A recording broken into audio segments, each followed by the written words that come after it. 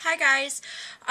Today I'm going to be reviewing 3 different products. It's like a compare and review, and it's blot powders. Now, if you have dry skin, you really don't need any blotting powders, but if you have oily skin, you really know the importance of needing blotting powder. It keeps your oil in control all day. I have 2 drugstore and 1 high-end, and I just want to review and compare them, and just let you know what I think is the best out of all 3 of them. I'll talk about the high-end one first, the MAC Blot Powder. I just got this about a month or 2 ago. You definitely get a lot of product with this. I've been using this almost every single day for the past month or 2. And I haven't made too much of a dent. The one thing, they gave this to me in medium dark. This definitely doesn't have much pigmentation, but it's not translucent, if you can see that. So don't worry too much about the color. As long as you're in the vicinity, you're fine, because it's not translucent, but it's not pigmented. With this, it's a very good blot powder, but I feel like you definitely need to carry this around to continue to apply it through the day. I also do not feel like it soaks up your oil. I feel like it just covers it, whereas one of the powders that I have definitely soaks up your oil. This definitely has the potential to get cakey, but unless you have like super dry skin, because I know some people have combination skin. Some of their skin's really, really dry, some of it's oily.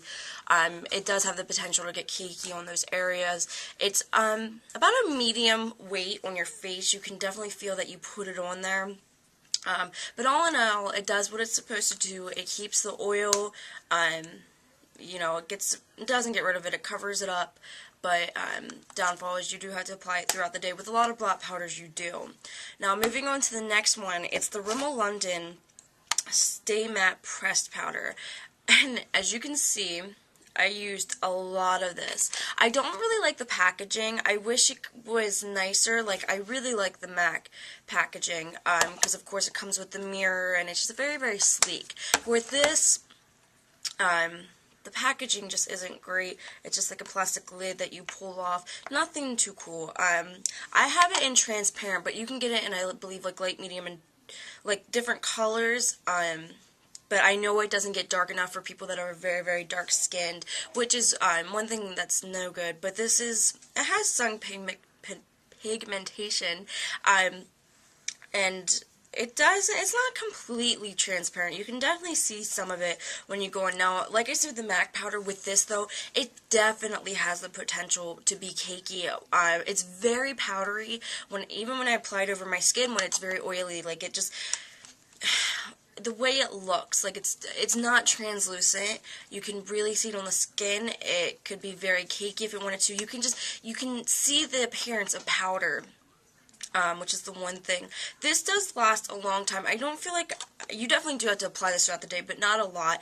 About halfway through the day. But, I mean, as you can tell, I really do like this product. It just does have the downfalls. Since I do have very oily skin and not very many dry patches, I'm fortunate, whereas it doesn't cake over, and I have really, really nice skin. I don't have a lot of zits, so it doesn't, cake over those. So while I still notice the appearance of powder, it doesn't affect me as much because I don't have the cakiness, and I have really, really nice skin. So if you have any bit of dryness, I definitely would recommend staying away from this product because it is not for you.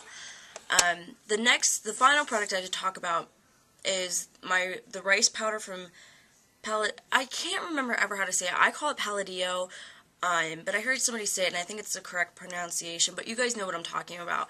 I've got this at Ulta, but you can, I believe, purchase it from Rite Aid.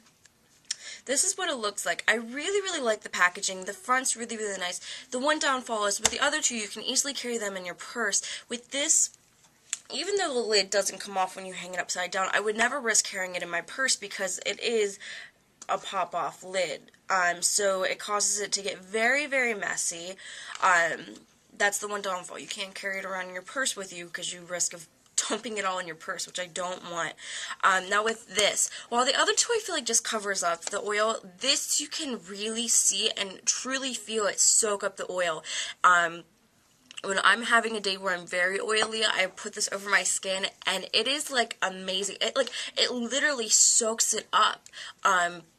but the oil doesn't cause this to fade. It's really, like, out of the three, this is my favorite, except for the fact that you can't carry it around with you. Out of the expensive one, this is my very favorite. This is the middle price one. You get so much product with it.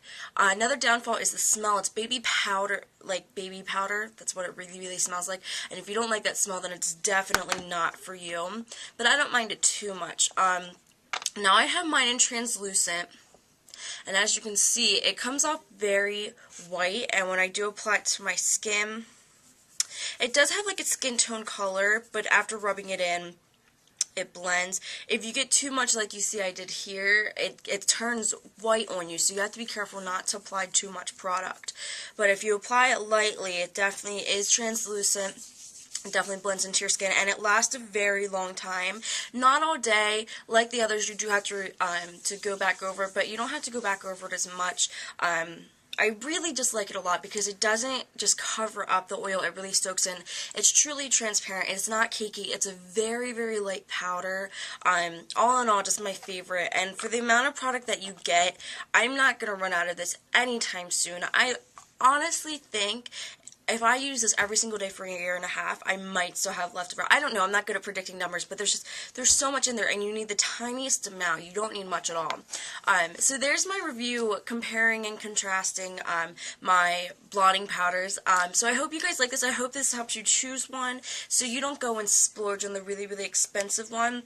I'm going to look at the prices and price them down low. I know this one was like in its 20s. This one was anywhere from $2.99 to $4.99, and I think this was like anywhere from $6 to $10. It might have even been $11. So this is definitely the middle priced one, but all different ranges for all different types of budgets. All in all, they're both very good products, but there are both pros and cons for all these products. So thank you so much for watching. I'll talk to you guys later.